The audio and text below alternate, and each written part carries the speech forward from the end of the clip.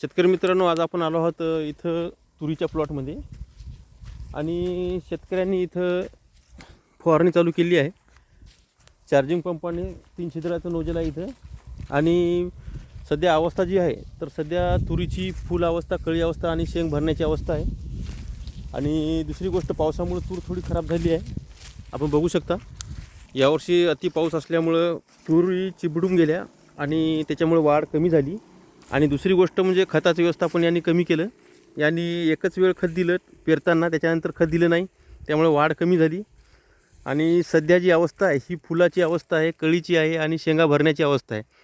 तर अशा अवस्थेमध्ये आता काय कुठली फवारणी द्यायची, तर या अवस्थेमध्ये आपल्याला इथं यांनी घेतलेलं आहे कोराजन 10 मिली आणि नेटिओ 10 ग्राम प्रति 15 लिटर पाण्यामध्ये. आणि इथं एकदम चांगल्या प्रकारे हा फवारा, इथं शेवटचा फवारासुद्धा होऊ शकतो, कारण आता वर फुलाची अवस्था कमी आहे, कळीची अवस्था कमी आहे.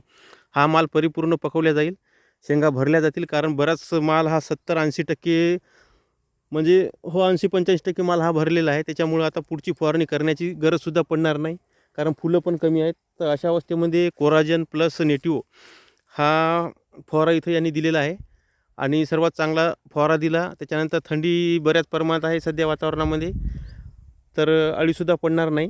आणि ह्यामुळं आता 15-20 दिवस यांचे अळीपासून संरक्षण पिकाचं होईल. आणि त्याच्यानंतर शेंगाचं प्रमाण नेटिओमुळे जाड होईल आणि जे फुलं आहेत त्याचं शेंगत रूपांतर होईल. आणि जी बारीक कळी अवस्था आहे हिचं ह्या शेंगा चांगल्या लांब रुंदीला आणि दाणे पण जाड भरतील आणि गळ होणार नाही, बारीक शेंगाची पण आणि फुलाची पण आणि कळांची पण.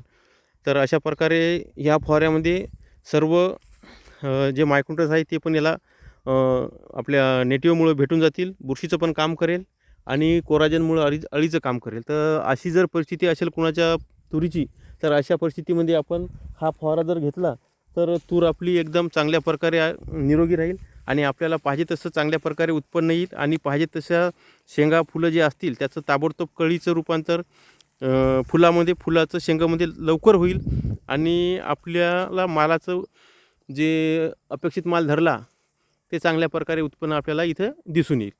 तर अशा प्रकारे आपण अशा पोझिशनमध्ये जर 50% फुलं, 50% शेंग अवस्था जर असेल तर कोराजन 10 मिली आणि 10 ग्राम नेटिओ 15 लिटर पाण्यामध्ये टाकू शकता.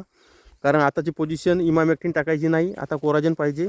आणि जर हा पेट्रोल पंप असेल तर आपण इथं 10 मिली कोराजन आणि 12 ते 15 ग्राम नेटिओ घेतलं तरी चालते.